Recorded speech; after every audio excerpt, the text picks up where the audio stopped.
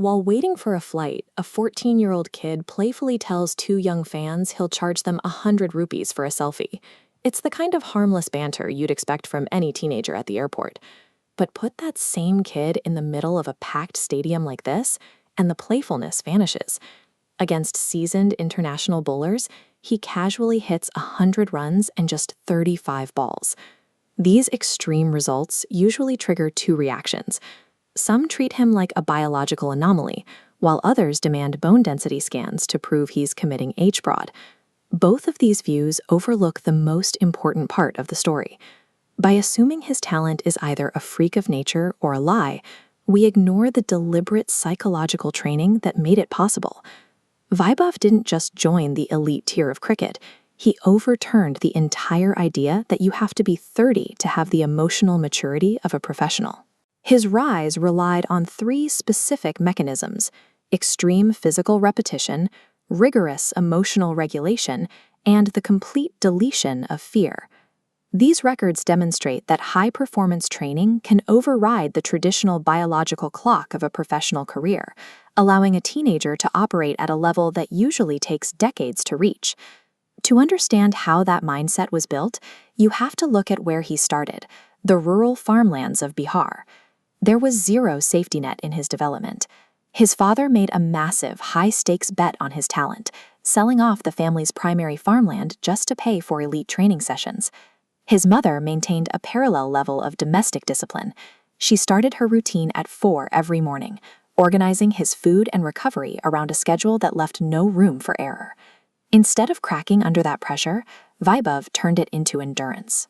He spent his early years facing 600 balls a day in the nets. He replaced his childhood comforts with endless, relentless repetition. This environment created a no-slack zone, where success was the only viable outcome. He didn't just practice, he conditioned himself to treat elite performance as his baseline normal. Fame was never the objective for Vaibhav. He was more interested in structurally solving the mechanics of batting than becoming a celebrity. He developed a technical obsession with Brian Lara.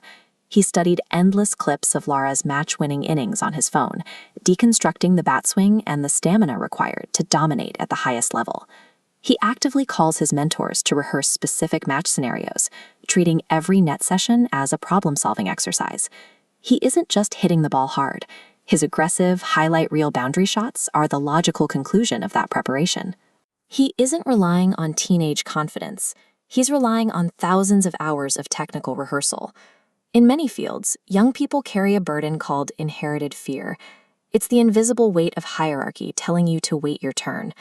Vaibhav removes this baggage entirely.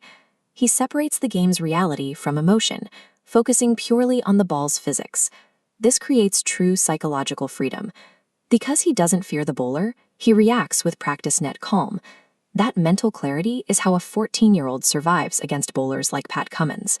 He isn't playing the man, he's playing the ball. Neutralizing that fear is his ultimate weapon. It erases the age advantage of seasoned professionals and reduces the game to pure individual skill. The impact of this mindset goes beyond his own scoreboard. When a teenager plays with this much freedom, it has a ripple effect on every veteran player in the dressing room.